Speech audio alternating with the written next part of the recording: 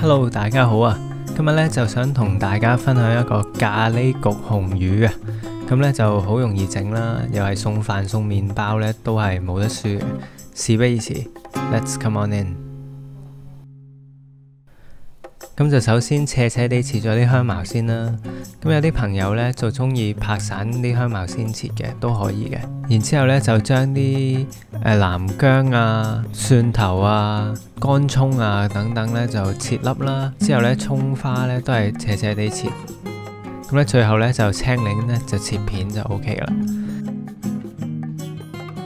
之後咧我哋就準備一包咖喱醬啦。咁啊黃咖喱醬。紅咖喱醬都得嘅，咁啊紅咖喱醬咧就反而冇咁辣添。咁咧我哋要攞啲椰漿去開稀佢嘅，大概好似花生醬咁嘅質地啦，咁就 OK 噶啦。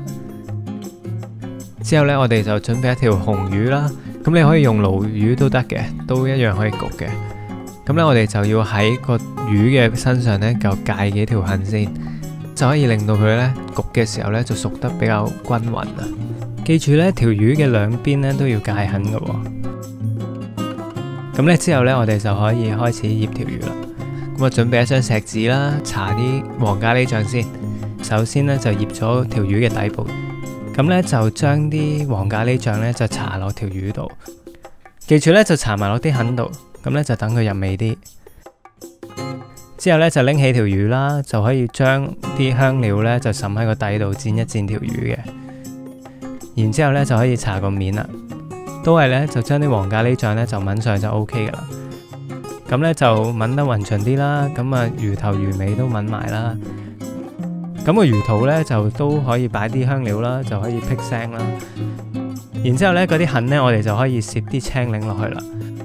咁每條痕大概攝2片到啦，視乎你夠唔夠位啦。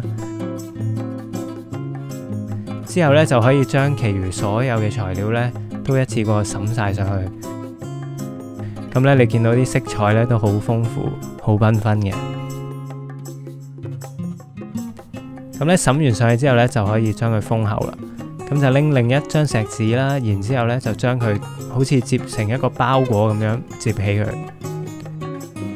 之後咧就拎一支叉，咁就咧喺個錫紙上面咧就吉翻幾個窿。等佢焗嘅時候呢，啲蒸汽可以走出嚟，咁焗出嚟呢就會乾啲噶啦。然之後呢就可以放上我哋嘅焗盤，放入呢預熱咗嘅焗爐，用呢200度焗30分鐘左右啦。咁呢條魚應該就熟噶啦。咁啊話咁快呢就出爐啦，咁啊小心熱啦。咁但係我都等唔切啦，都好想分享個成果俾大家睇下。咁呢就係咁樣啦。咁咧呢個就係我哋今日分享嘅咖喱焗紅魚。咁有興趣整嘅朋友咧，都可以喺個 description box 度揾到今次嘅食譜嘅。咁啊，希望你哋中意。我哋下次再見啦，拜拜。